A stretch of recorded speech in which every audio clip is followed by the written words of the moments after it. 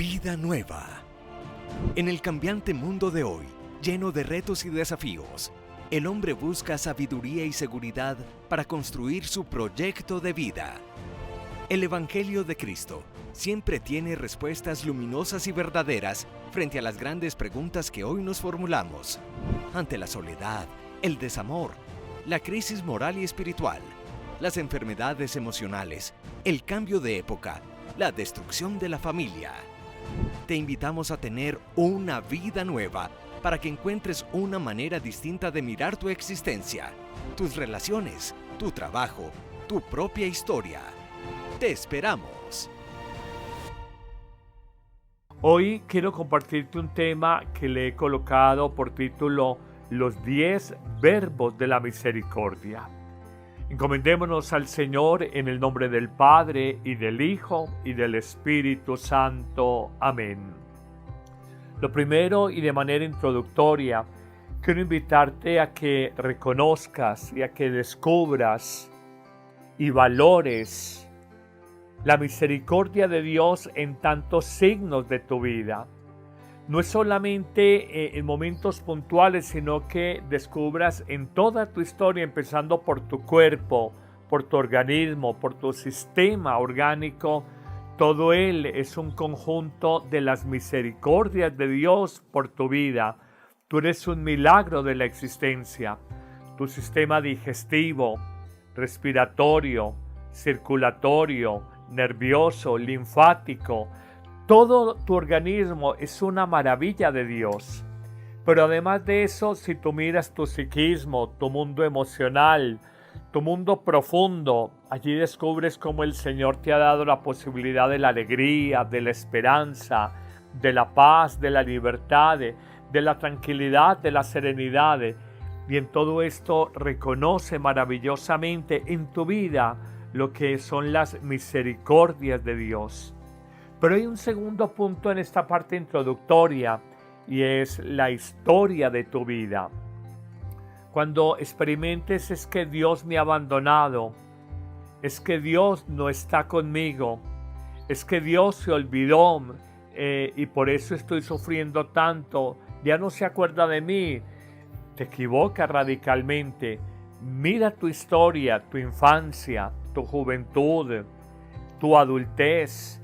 Mira de cuántas situaciones complejas has salido adelante, de qué enfermedades has sido sanado, de qué caídas has sido levantado, y descubrirás que tu historia personal, la tuya, el libro de tu vida, es la prueba más fehaciente, más evidente de las misericordias de Dios en ti.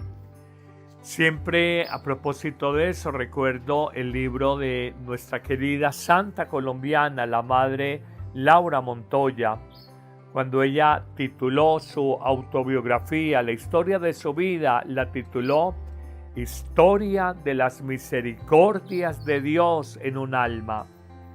Pues bien, yo pienso que esto no es solamente para nuestra santa colombiana, la madre Laura Montoya, a quien admiro profundamente, sino que la historia tuya y la mía.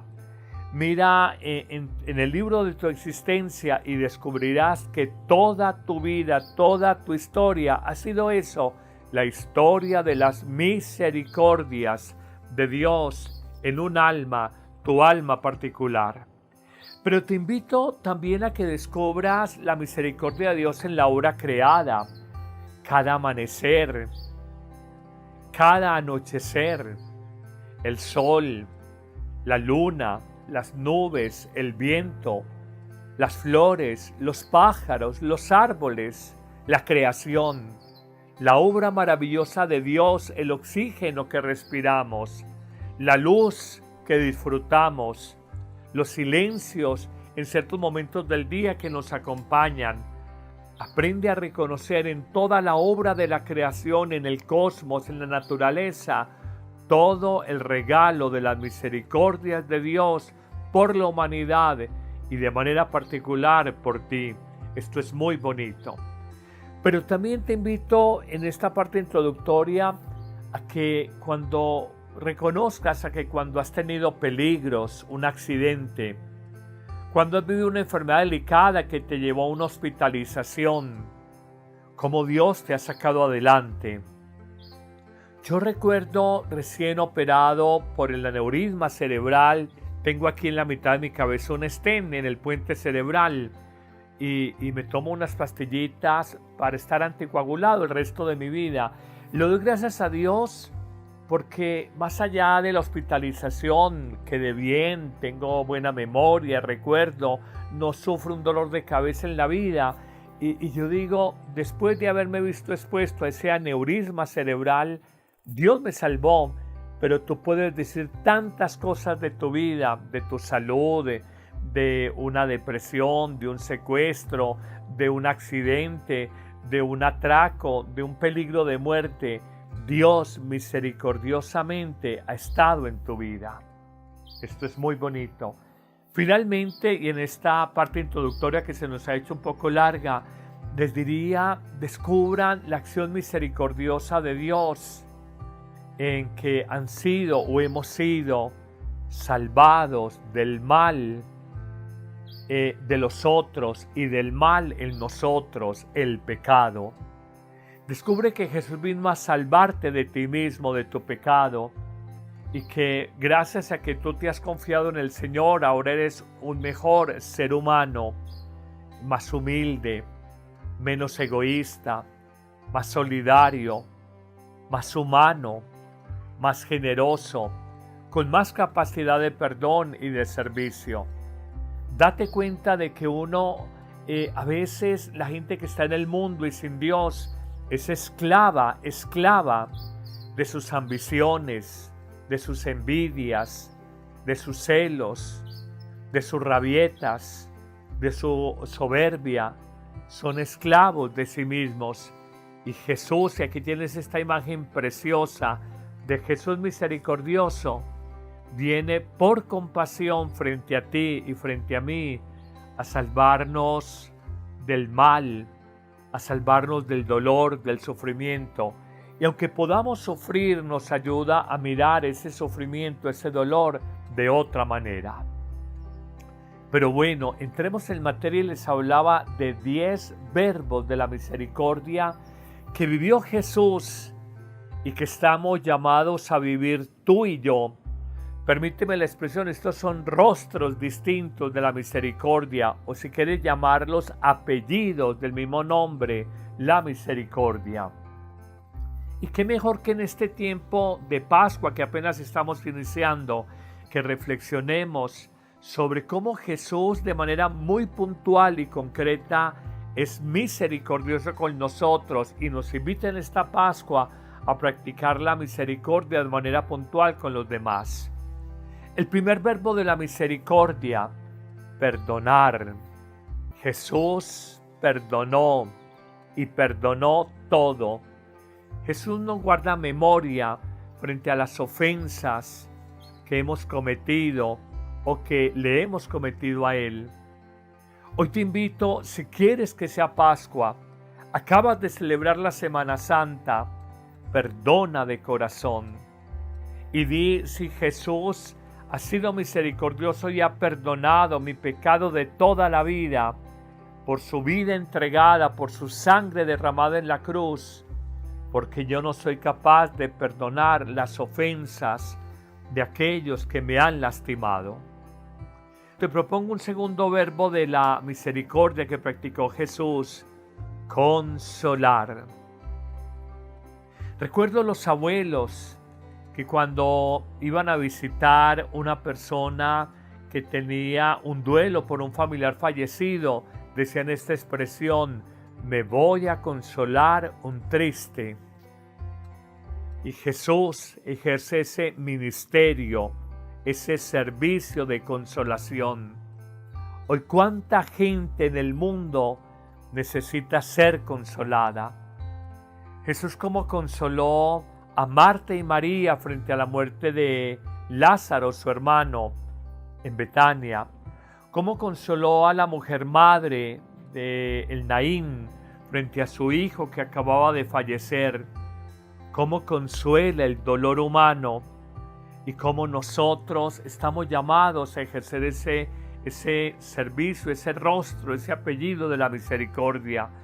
Como Jesús camino al Calvario se encuentra a las mujeres de Jerusalén y las consuela diciéndoles: no lloren por mí, que es parte del proyecto de mi Padre Dios que yo viva este sufrimiento.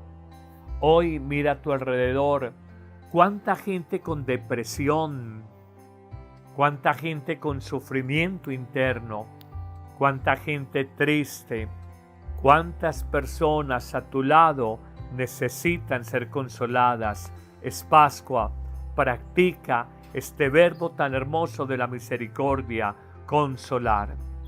Pero hablemos de un tercer verbo de la misericordia y es alimentar. Jesús alimentó la multitud hambrienta porque sintió compasión por ellos, multiplicó el pan y el pescado.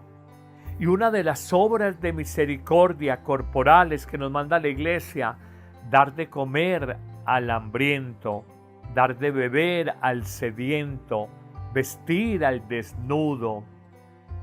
Mira cómo hay hambre en el mundo, cómo tanta gente no tiene posibilidades y cómo tú por misericordia estás llamado a alimentar tantas personas, migrantes, hermanos de un país vecino, Venezuela, sin pensar siquiera en los desplazados por la guerra en Ucrania. Piensa en tus hermanos venezolanos que hay por toda América Latina, con cuántas necesidades en un país en una crisis política permanente, y cómo nosotros estamos llamados a tener misericordia en esa forma, a alimentar, calmar el hambre de aquel que está hambriento. Cuarto verbo de la misericordia que practicó Jesús y nos invita a practicarlo es el verbo sanar. Jesús sanó a los enfermos. Y tú puedes simplemente ir donde una persona y decirle con tus palabras: oro por ti, Dios te va a sanar. Imponer tus manos, porque por el bautismo tiene la fuerza del Espíritu Santo y puedes pedir sanación para esa persona. Jesús sanó los enfermos y es el gran ministerio de misericordia que realizó con tantos sufrientes de su época. Sanó al ciego, sanó al paralítico, sanó al leproso, sanó al sordomudo, sanó al epiléptico.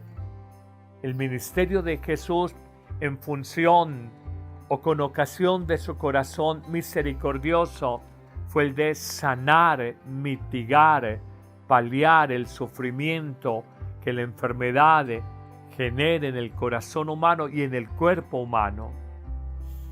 Pero avanzamos en estos verbos de la misericordia, y hay uno muy bello que realizó Jesús y nos invita a que nosotros lo practiquemos.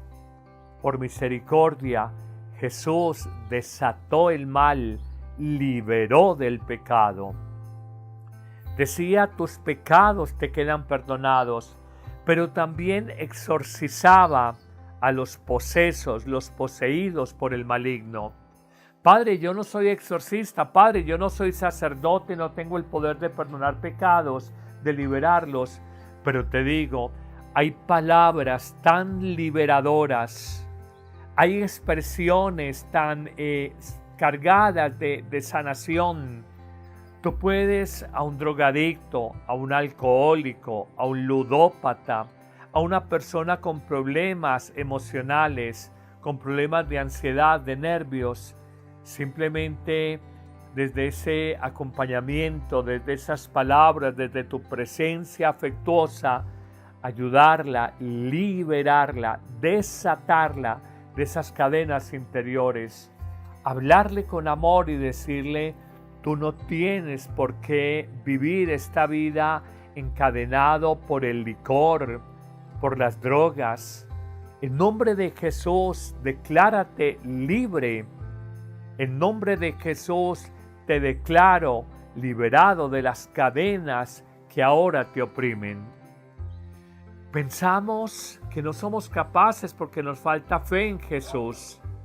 Pero si la tenemos, podemos ser instrumentos de liberación del mal frente a tantas personas que se encuentran atadas por el pecado, que es una verdadera tragedia y esclavitud en la vida del ser humano.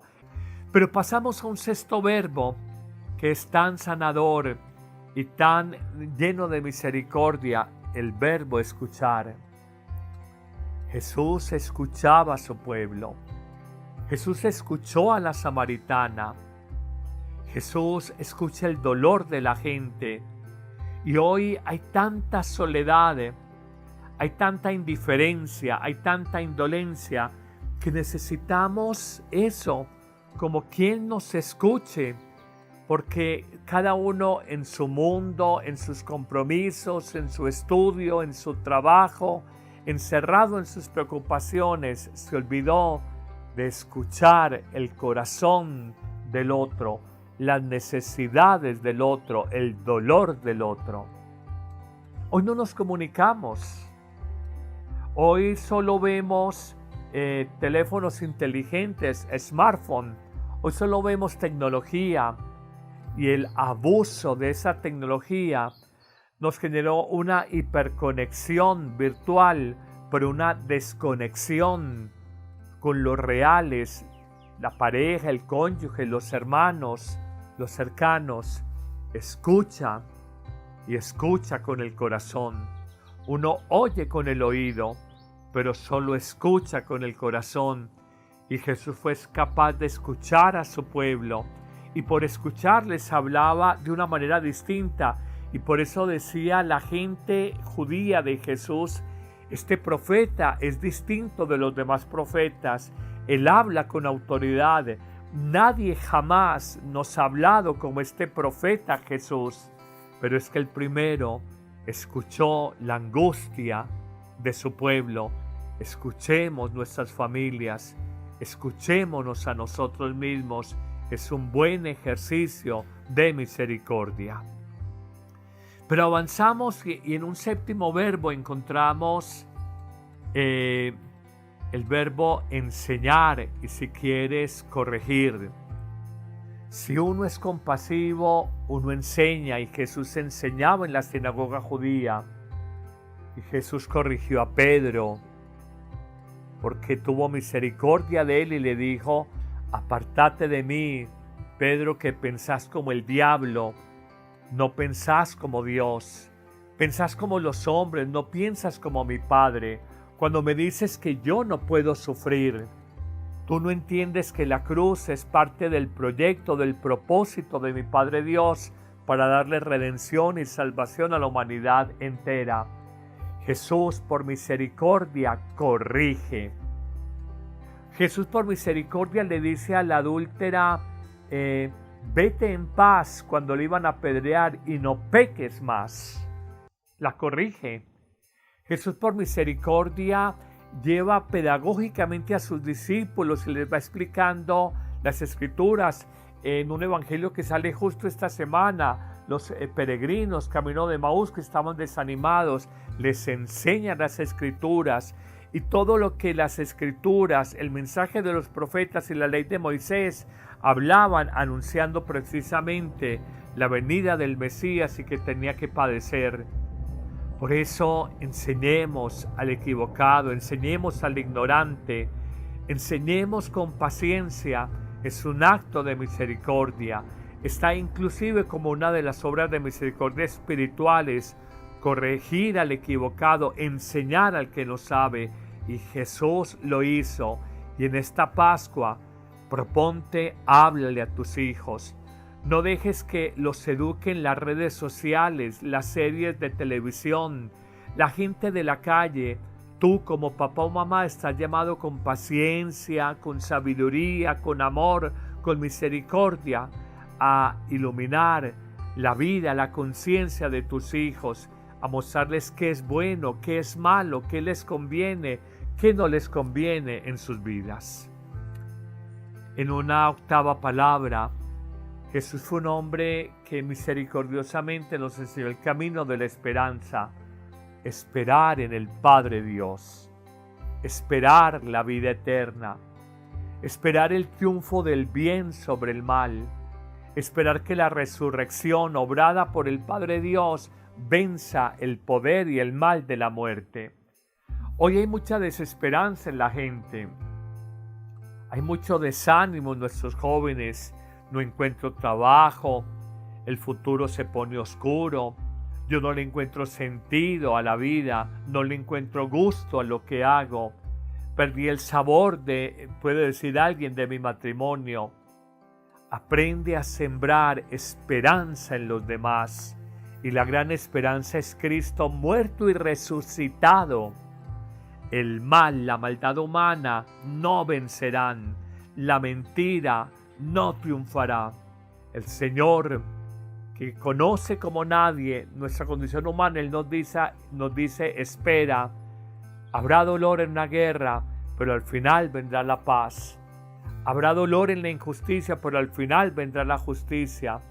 Habrá dolor con el egoísmo humano, pero al final vendrá la solidaridad y la compasión humana. Y es esa solidaridad, es el perdón, es el ayudar a otros, es la paz, los que tienen que triunfar. Y esto nos debe de llenar de esperanza. En una novena y penúltima palabra a manera de verbo que practicó Jesús como verbo de la misericordia, Jesús nos dijo: en esto conocerán que son mis discípulos, en que se aman unos a otros. Dice el libro de los Hechos de los Apóstoles que cuando los paganos, los que no creían, veían a los primeros cristianos, decían que gente tan rara, se reúnen y lo hacían clandestinamente en casas, a puerta cerrada, a celebrar la Eucaristía. Y cuando salían de la Eucaristía salían gozosos, contentos, y decían los paganos, codeándose unos a otros: mirad cómo se aman. Miren, amigos, las palabras las pueden contradecir, pero el testimonio de vida no. Y si a ti te ven un hombre, una mujer que amas, te van a decir tus hijos: mamá, papá, ¿qué les pasó en esta Semana Santa? Ustedes son distintos, vinieron de ese retiro espiritual, de esa convivencia, de ese encuentro con ese sacerdote. ¿Qué les pasó? Y ustedes dicen: Dios amor pasó por mi vida. Y me da la capacidad de mirar la vida, de mirar con ojos nuevos. Y quiero darle una oportunidad a mi matrimonio, quiero darle una oportunidad a mi familia, quiero darle una oportunidad a este noviazgo, esta amistad, porque siento el amor vivo de Dios en mí. Siento el amor de Dios que vive en mí. El amor es una expresión muy pascual, muy de misericordia, un verbo precioso. Termino, y perdonen que me extienda, el último verbo de la misericordia que practicó Jesús y nos invita a que nosotros lo practiquemos, el verbo orar. Una de las obras de misericordia espirituales es orar por los vivos y difuntos. Y Jesús, en la oración sacerdotal de Juan capítulo 17, oraba por sus discípulos: están en el mundo, pero no son del mundo. Guárdalos, protégelos del mal del mundo. Hoy te invito para que en un acto de misericordia ores por ese hijo calavera, ores por ese esposo cabeza de chorlito, ores por ese enfermo que sufre tanto, que es familiar, un conocido tuyo, ores por aquella persona que ha luchado por conseguir un empleo digno y no ha podido. Ores por aquel que es perseguido, que es menospreciado, que vive injusticias, que es atropellado. La oración no es lo menos que podemos hacer por alguien. La oración es lo más grande que podemos hacer por un ser humano, y no lo hagas de labios, hazlo de corazón. Orar por los demás es un acto de profunda misericordia frente a los otros. 10 verbos, te los voy a recapitular. 1, perdonar. 2, consolar. 3, alimentar al hambriento. 4, sanar. 5, liberar. 6, escuchar. 7, enseñar y corregir. 8, esperanzar. 9, amar. Y 10, orar. Que el Señor los acompañe a todos, en el nombre del Padre, y del Hijo, y del Espíritu Santo. Amén. ¿Listo para un cambio? La app Amén Comunicaciones te abre las puertas a un mundo de fe y reflexión. Con un solo clic podrás acceder a misas, oraciones y contenido que nutre tu alma. Esta app es ligera y fácil de descargar en Android y Apple. El Padre Carlos Yepes te invita a unirte a esta comunidad de fe y esperanza. No dejes pasar la oportunidad de crecer espiritualmente cada día.